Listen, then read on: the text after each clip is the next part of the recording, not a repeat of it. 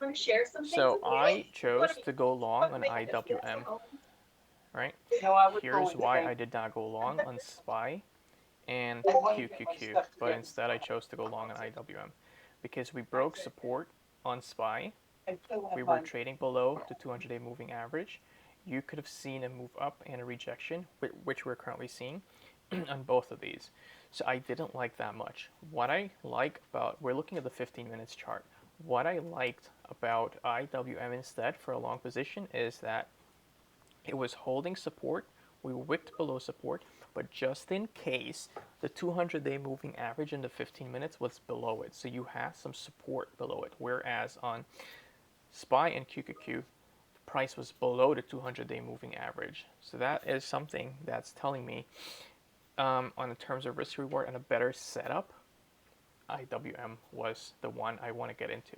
Now, what I've done this here, I look at the indexes on the 15 minutes because I want to see what's going on. Now, what I do, I switch over to my trading grid, which is this here, which is the ticker of focus. So I put the ticker of focus within the trading grid, which is IWM. I want to view the 1 hour, the 15 minutes, and the 5 minutes at the same time. So I want to view all of those at the same time. On the 1 hour, I was seeing the support here, which I have drawn on all of them, right? But we had the 50-day moving average on the 1 hour, and we had the 200-day moving average just below support on the 15 minutes. So we were still at support level over here. So I took that trade because there was some safety net at the bottom with the moving average. Now, when I look at the 1 hour chart, we consistently hold the 50-day moving average. Every time we come down to the 50-day, we hold it. Come down to the 50-day, we held it on the 1 hour. So I took that chart, I took this straight because I'm like, every time we come down, we tend to hold the 50-day moving average under 1 hour. So at least I know there's some support there. If we break the 50-day moving average and we cannot reclaim it, I'm out of that trade because then we could drop to 258. So that's on my 1 hour analysis of why I'm jumping into this trade. Now on the 15 minutes, we do have the 200-day moving average. We're at support. I saw, which I talked about, I wanted to see that wick down and back up, right? And I wanted to see that on the 5 minutes or on the 15 minutes close. We wick down on the 15 minutes, and we closed the 15 minutes close. Same thing here, close on the 15 minutes. So that was something I was looking at.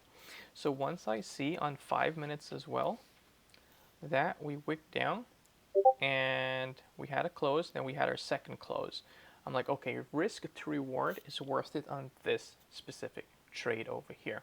Because the one thing I was looking at as well, we were starting to have decreasing volume on the 5 minutes, right over here, decreasing volume. Then on this candle, I saw a spike in volume, showing that might be some sort of a selling climax taking place there. And we are closing on the 5 minutes at support. And we have that wick, which is grabbing liquidity from the downside. Now, I got into this trade because I saw that there was a risk of it continued dropping, but I saw that level being supported. So I got into that trade, and the original thesis is that I want to see a move back up to VWAP at least. Now, if I am to do, that was the profit target. So the stop loss was a break below the 200-day moving average in the 15 minutes, or if we fail to hold the 50-day EMA on the 1 hour. The profit target on this trade was the VWAP on this trade over here. This level right here. This was the profit target, 261.85, because we do have resistance up here where you got rejection. So at least that was it.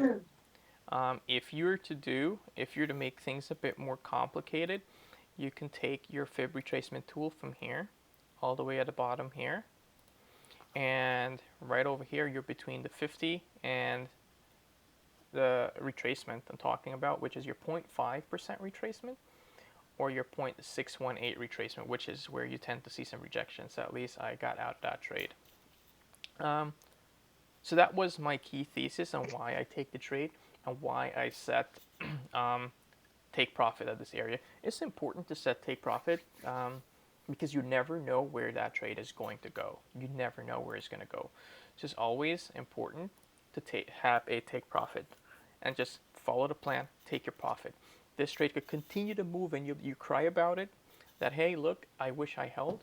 That is why if you're getting into multiple contracts, you make sure you get all your capital out, take some profit off the table, secure your bag, and you could leave a runner just in case and have a stop. Like, hey, if you start breaking these levels, I'm getting my runner out of the position.